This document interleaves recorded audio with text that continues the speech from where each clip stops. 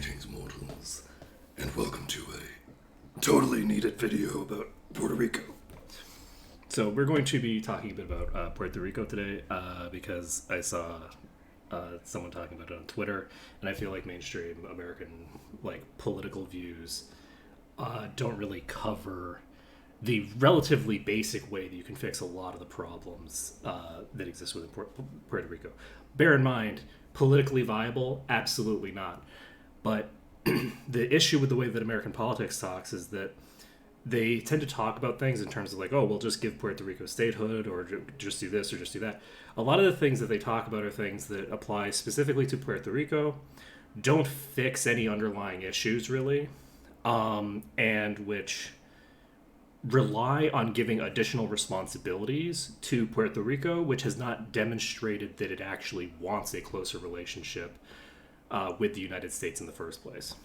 So, first things first, Puerto Rico is an American territory, right? It is not a nationality. You are not a Puerto Rican as a nationality. You are Puerto Rican culturally, perhaps. You can be Puerto Rican legally, which is a distinction that we'll get into in just a moment. But fundamentally, Puerto Rico is a place in the United States. It is, I think, the largest non-state territory of the United States. The other big one is D.C., which has a lot of similar issues to the issues that you run into with Puerto Rico. Now, fundamentally, the issue with Puerto Rico is manifold. The first is that it's a colony that, whether people do want to still remain in the United States, is dubious at best. And part of what holds them to the United States is that if they left the United States, retribution from the United States for that action could destroy the country quite easily. They aren't allowed to have their own independent economy, which means that they can't really develop themselves to exit the country. So Puerto Rico is in a kind of unique position where it's regardless of whether they want to stay or they want to leave, they're kind of in this weird limbo status, right? So people often will talk about it in terms of either A, do fuck all and keep everything the same, or B, this is more of a local politics thing, leave the United States and fuck the consequences. But that's not really a thing that people who are not Puerto Ricans say about Puerto Rico. That's not really one of the major talking points, so I'll largely ignore that. So the major things are do nothing or grant statehood to Puerto Rico. Granting statehood comes with a lot of stuff that doesn't they have to vote on that. And that's something that is basically a political pipe dream in the first place, because the Republicans would never allow it. But in addition to being a political pipe dream, it is also not going to fix the problem. It just makes the problem slightly smaller. You're taking what is fundamentally an issue that the United States federal government has exclusively relationships with regional governments. It doesn't have any relationship directly with its citizens. It has some, but very little. In terms of politics, it has basically no interaction with the citizens on a local level. And that's an issue because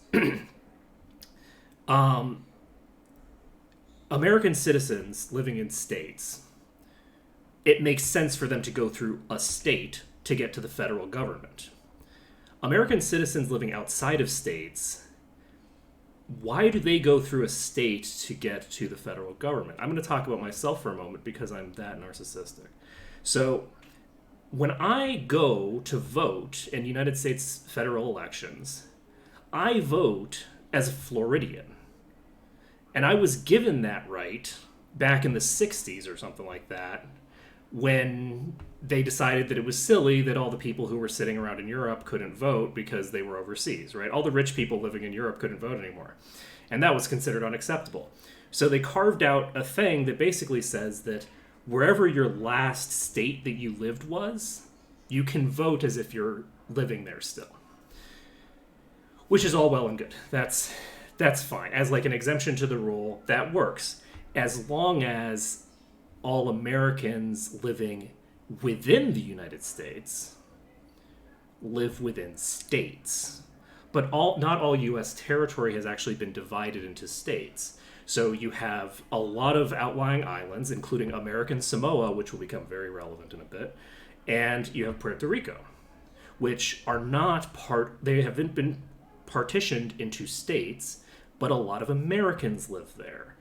And this is, by which I mean every Puerto Rican is an American. If you were born in Puerto Rico, you're an American.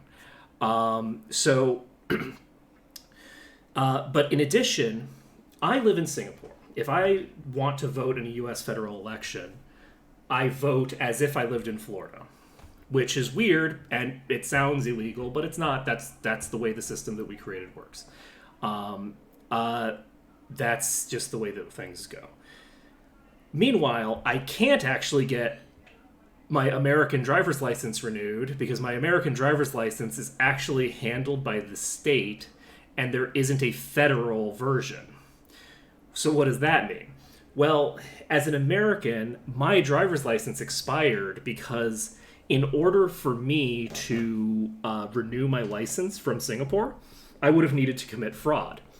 Because unlike the exemption for doing voting in federal elections, if I want to renew my driver's license, I have to claim that I currently live within Florida. That's what I have to do. I have to claim that I currently am a resident of Florida in order for that to be a thing, which is a whole other can of worms. So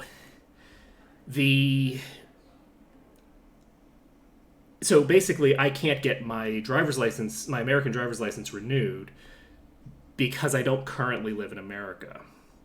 And that's an issue for me because that means as a permanent resident of another place, I can't just convert my license over, right? So oftentimes if you're a temporary resident, you can convert your driver's license at the place that you're going to as a temporary resident, so you can just get a new license.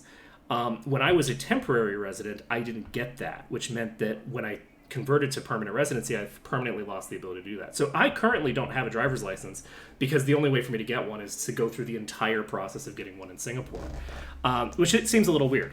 And I tried looking, and there's no way in America to just apply for a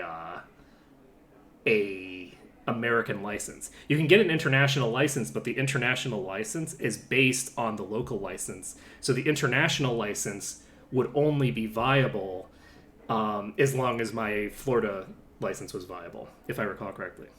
So that seems like really weird and arbitrary, right? But fundamentally it comes down to the fact that as an American citizen, I only talk to the federal government through the state. But that's an issue because a huge number of Americans don't live in any state. They either live in a territory like Puerto Rico, or they live overseas like I do. There's millions of Americans living overseas who have to talk to the federal government of their own country through local, regional directorates, which is insane, right? Like the U.S. federal government cares about its overseas citizens, right? It cares about them because they are relevant. Florida does not give a shit about me. Florida has no reason to. I'm not a Floridian. When I come back to the States, I don't have to go back to Florida, and they know that. They know that probably I'm going to go somewhere else. So why would Florida support its overseas nationals? Florida has no reason to. The United States as a whole does. Both because they have legal requirements to do so and for a variety of other reasons. Because again, anytime I go... Well, also, when they take from my taxes, it's the feds getting that money. It ain't Florida. Florida doesn't get nothing. But America taxes every fucking overseas citizen, just so we're clear here. Luckily, I don't make any money, so they don't have to tax me. But if I make any money, I'm going to have to pay taxes to fucking Singapore and America. because I live in Singapore and America is fucking fascist and they steal my money. So it's a whole thing. All U.S. persons are subject to U.S. tax. And yes, that is U.S. persons, not U.S. citizens. Maybe we can get back to that. U.S. persons is anybody who is affiliated with the U.S. government in any sort of permanent capacity. So that's permanent residents, nationals, American nationals, which is, again, coming back to American Samoa, and American citizens. Anyway, it's a whole thing. But regardless of all that being the case, the states don't really belong in all aspects of United States politics. And the simplest solution to a problem like what we have with Puerto Rico, because Puerto Rico has a lot of political issues and a lot of political problems. Those problems are local problems that they can deal with themselves. If they want to separate from the United States completely, fine. I don't care. That's their business. If they want to become a state, that's their business. I'm on board, whatever. If they don't, however, they're stuck in this limbo status where they get nothing. And it's ridiculous because, to me, all of these, I think there's tens of millions of Americans that this would apply to. There's all these people who live in this, there's more people living in this state of limbo than there are people living in many U.S. states. Many of the U.S. states are smaller than the, non-state population is. So basically all you have to do is create an artificial state for all citizens that an individual state does not apply to, right? So that would be people who live overseas, people who live in territories, people who live this, that, or the other thing, right? All American citizens who are not currently living within one of the states have a broad set of rights that are granted to them, and they have representation in American federal government. And they vote as what they are, which is non-state residents, right? So that would be its own voting block that is separate from the others. So, it's weird, politically speaking, it's very weird that I'm shouting my vote in from outside the room to Florida, right? I'm calling Florida on the phone to give them my vote, and then they treat that vote as if it's one of theirs. I don't regionally live in Florida. That really doesn't make sense. Logistically, it doesn't make sense for me to be treated as Floridian. It makes no sense, but that's the way that the system currently works. If you set things up differently, you can say, okay, if you live outside of any of the states, right, you're a permanent resident of anywhere other than, one of these states, then you just register as that and you vote as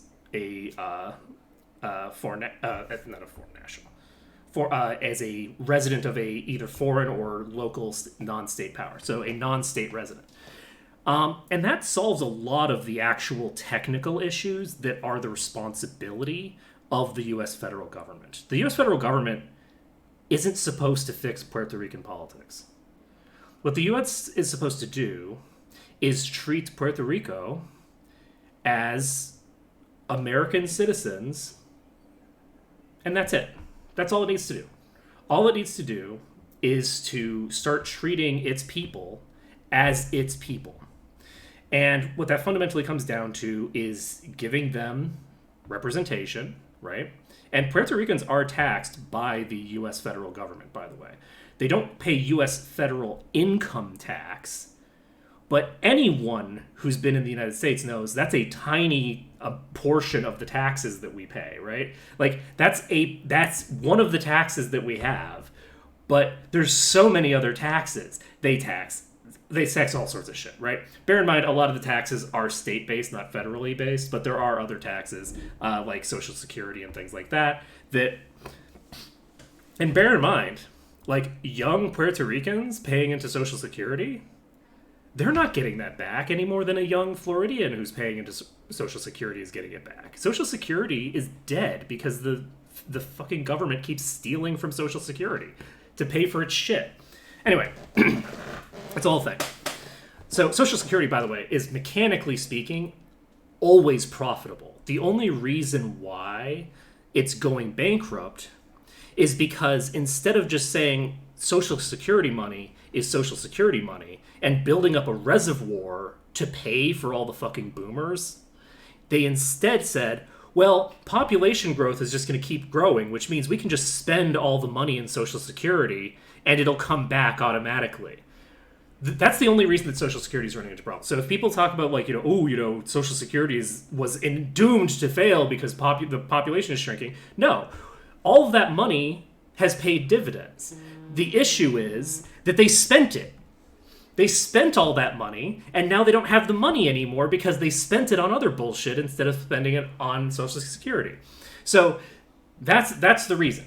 Because mathematically, Social Security can't not make money. It's just increasing in an amount over time, and it's when they take the money from Social Security and put it into other things, and then expect that population growth is going to cover the fact that they just spent all of your fucking money. That's the issue. So anyway, that's neither here nor there. But basically, people my age are never going to get Social Security because it's mathematically not possible for the strategy that they are using for paying for this shit to work. So maybe if they taxed rich people a little more, they wouldn't have had to steal from Social Security quite so much. Just a thought. But anyway, that's the basic gist there. With regards to like the local stuff of like, statehood and things like that. So here's like the weird oddities of being a resident of Puerto Rico. Okay, I'm an American, right? I can go anywhere on fucking Earth, and I still vote in Florida until I move back to the United States, right?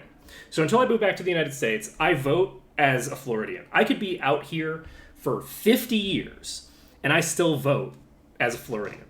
Okay, them's the breaks. I can go to China, I can go to Saudi Arabia, I can go to Russia, I can go to Japan, I can hang out in Germany for a while, I can go to France, I can go anywhere.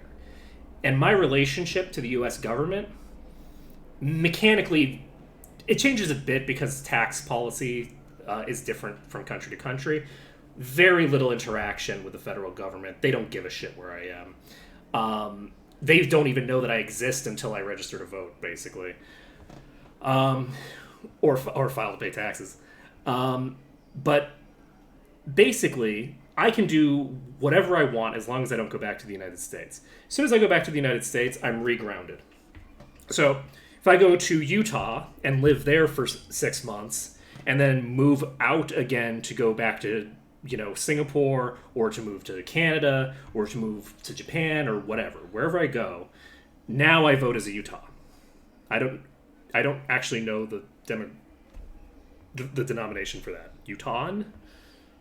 I don't know. We're gonna call them Tons from now on. I don't know what it is. But so basically that's what would happen. The interesting thing happens when I move, specifically, I believe, to Puerto Rico. I'm pretty sure if I move to American Samoa or another American territory, I still function as if I'm in Florida for the feds until I move to Puerto Rico. Once I move to Puerto Rico, things get confusing because as soon as I move to Puerto Rico, I'm Puerto Rican now. Now, obviously, I'm not Puerto Rican culturally. I'm not Puerto Rican in terms of ethnicity. I don't know if there is like a distinct Puerto Rican ethnicity or not. I don't actually know. But my guess would be probably not. But regardless, legally speaking, Puerto Rican has cultural elements, but mostly it is a legal distinction about your relationship to the United States government. That's all that it is. And the second that I move to Puerto Rico, I'm Puerto Rican now. I lose my ability to vote in all federal offices. I can now vote for non-voting members of Congress, which is very exciting. But I lose the ability to vote, and I lose all of the rights that Puerto Ricans don't have. And the reason is because Puerto Ricans are just Americans who live in Puerto Rico. Legally speaking, that's all that it means. It just means people who live there. So anyone who moves, you move from Utah straight to Puerto Rico, congratulations, you've lost your right to vote. Any of the shit that you're used to, if you move to Puerto Rico, you lose most of it, right? Most of your rights as a U.S. citizen are no longer valid as long as you live there. But that's fine. You go live in Puerto Rico for 6 months, fine. Now I move back to Singapore. I'm still Puerto Rican. Until I move to a U.S. state, I'm Puerto Rican. So as soon as I go to Puerto Rico, I have to go to somewhere else in the country to cleanse myself of my Puerto Ricanness. That's how it works. That's how the legal status of Puerto Rican works. You are Puerto Rican, therefore you do not have the ability to vote in anything. As soon as you have left Puerto Rico, you're still Puerto Rican unless you leave for a state. The second that you live in another state, I say another state, as soon as you live in one of the 50 states, you are no longer Puerto Rican legally. It doesn't have anything to do with your culture, doesn't have anything to do with anything. You are no longer legally Puerto Rican. At that point, you can do all the same things that I can do. Once a Puerto Rican, or me, if I move to Puerto Rico for 6 months and then move back to the back to the one of the states, like Florida or whatever, and then move from there to Singapore again. Congratulations, I'm Floridian again, right? But there's this weird oddity. And fundamentally, it's because I believe, it's my understanding that the reason that Puerto Rico is so weird like this is because there's a lot of Puerto Ricans, and a lot of the time Puerto Ricans will come to Florida or other southern states for a while, and then they'll return to Puerto Rico. Now, when they do that, they temporarily gain the right to vote. And then they lose it again the second that they leave, right? I believe that the complex legality of that fundamentally ties to the rules that were made back in like the 1960s or whatever that gave me the right to vote from overseas. Those are basically like specific exemptions to the territory of Puerto Rico. Because again, Puerto Ricans are just American citizens. If you look at a Puerto Rican's passport, you can't tell in any way that they are considered a second-class citizen, right? The second-class citizenship is tied specifically to the piece of territory that they live on, right? And what that ends up meaning is that, let's say that you did a swap where everyone in Puerto Rico moved and an entire new population moved in from the States, and they all moved in and replaced them all. All of the people who left Puerto Rico would have the same rights and privileges as everyone else, and all the people who came from the other states, no matter where they came from, they would all lose all of those rights instantly.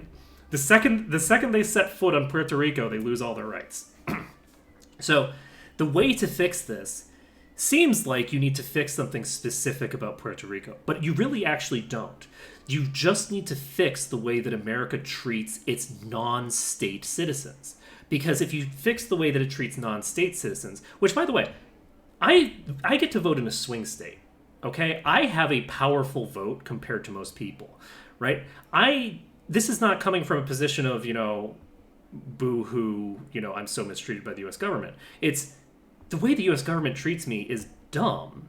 Like, it's dumb that I have the relationship between the U.S. government that I do. It doesn't really make sense that I have to go through Florida. And it's silly. It's silly. It doesn't hurt me. It's just silly. It hurt me with my driver's license thing, but that's done, right? I don't have any other interactions that would be made better by this. But what you can do is you can say, okay, give voting power to people who are outside of the states and give that voting power based off of registered voters from outside the states, which is a very easy thing to do, right? When I register to vote, that increases the voting power of the non-voting the non-resident population, right? That's easy, simple stuff, right? All that is secure because we've been doing it for 50 years, right? It's not like there's no real difference there. So that gives a voting block where people from U.S. territories and Puerto Rico and I say and Puerto Rico. Puerto Rico is a U.S. territory, but it's treated differently now than the other territories. So it's kind of a weird thing. Anyway, regardless, Puerto Rico and people living overseas, right? That fixes a lot of those political issues without needing to infringe upon Puerto Rico to make a decision about anything, because it has nothing to do with them technically, right? It's not technically related to them. All that it does is give them the ability to vote, without needing to make any fundamental changes to the relationship between the, shall we say, the government of Puerto Rico, the territory of Puerto Rico, and the U.S. government. Because, again, we don't know what they want, and we don't know how much of what they want is tied to the abusive relationship that they currently have to the rest of the United States. So you give them something, and by giving them, you also normalize relations with so many other entities. Like, you don't have all these people calling in from the other room to each individual state. Everybody's calling into the room to the federal government directly. And you have all this, there's a lot of issues, like minor administrative issues that get fixed by this. And the other thing is that, and this is not a minor point, but we also need to give American Samoans American citizenship, because the concept of an American national is ridiculous. So for those of you who don't know, American Samoa is an American territory, and the people who are born there are stateless because they are not citizens of any country, because they are born in the United States, but the United States does not grant them birthright citizenship. So they instead have a United States nationality, but they have none of the rights and privileges that a citizen has. So if an American Samoan travels to Utah, they still can't vote. Now, they're from America. They can move throughout America freely. They do have that right for now. There's no guarantee of that right because they're not citizens, so those rights are infinitely malleable. But currently they have the right to move wherever they want, but they can't vote. They can't do any of the things that only citizens can do. And that just needs to be abolished. All American nationals need to be American citizens. I'm sorry, it's just that simple. It's that simple. American nationals become American citizens. That's an easy one, right? Now, bear in mind, everything that I've said right now, and once you do that, that fixes most of the territorial issues in one piece of legislation, basically. You do those two relatively simple things. They're not simple politically, but they're simple logistically. And then you're done. And then you fix that problem. And then whatever issues people in Washington, D.C., and people in Puerto Rico, and people in all the other territories have, those issues can and should be resolved, but those are fundamentally locality issues. They're not tied to the fundamental relationship between the citizen and the state, the way that the disenfranchisement of, what's the population of Puerto Rico? Population of Puerto Rico.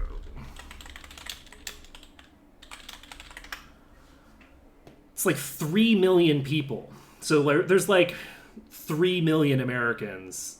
There's 3.2, so 200 million foreign residents seems reasonable. But yeah, 300 million, or sorry, not 300, 3 million, I can do things. 3 million American citizens roughly living in Puerto Rico. And you resolve that issue, and you resolve the issue with the other foreigners. You simplify things. It gets all nice and good, and that fixes a lot of our problems. It's politically like a complete pipe dream, but it's no more of a pipe dream than anything else that anyone's proposing, right? Fundamentally, the reason it's a political pipe dream is because Republicans will not allow themselves to lose voting power, and anyone who lives overseas votes Democrat because the Republicans are fucking insane. Right? Anyone who isn't, like, basically in the cult is going to vote against the cult because they're that fucking crazy. So they're never going to allow the expansion like that. But those kinds of political pipe dreams become more close to reality when you have fascist movements blatantly taking over one of the political parties, which means that inevitably we're either going to have a fascist state or the Republican Party is going to lose all of its power because they're all going to get arrested. Like, one of those two things those are the only options that we have, right? In the next 10 years, one of those two things is going to happen, and probably both. It'd be my guess that we're going to have a fascist takeover, and then eventually the military is going to get involved. When the military gets involved, they're going to arrest all the Republicans, and then we're going to have like this generalized chaos, and who the fuck knows what happens then. But during that period of chaos, we have the potential to get some of this stuff passed. And it would be nice if people on the left had an idea of how to actually resolve these issues, instead of being like, oh, well, our choices are to either impose a bunch of bullshit onto Puerto Rico in order to make them citizens, or in order to make them a state, or because they're already citizens, or to make them real citizens as long as they're living there, or alternatively to do absolutely nothing and just like go, oh, well, if they don't want to become a state, then there's nothing we can do. And it's like, actually, no, there's a lot we can do, because we've already established that people who don't live within the states should be able to vote. So all you do is you expand that logic to accompany everyone. You create an artificial state.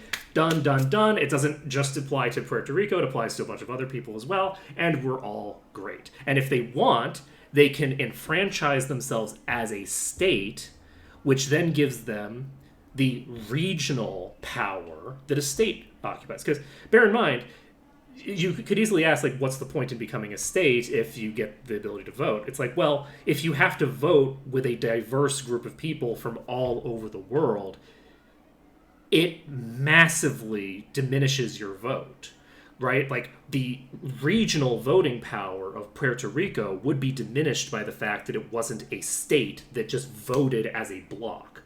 It's voting as a block with a bunch of other people, and that's not good for their localized interests, right? It's not good for their local interests for them to be voting with everyone else. They would prefer, in theory at least, to be voting as a block, and then you would have a separate block. So if they wanted to become a state later, that's fine. They're now part of a state, which means that they don't vote as overseas or, territorial people. They instead vote locally, which is perfectly fine. And then it's just people like me and people in American Samoa and all the other territories that vote as thingers. Anyway, that's it. Later.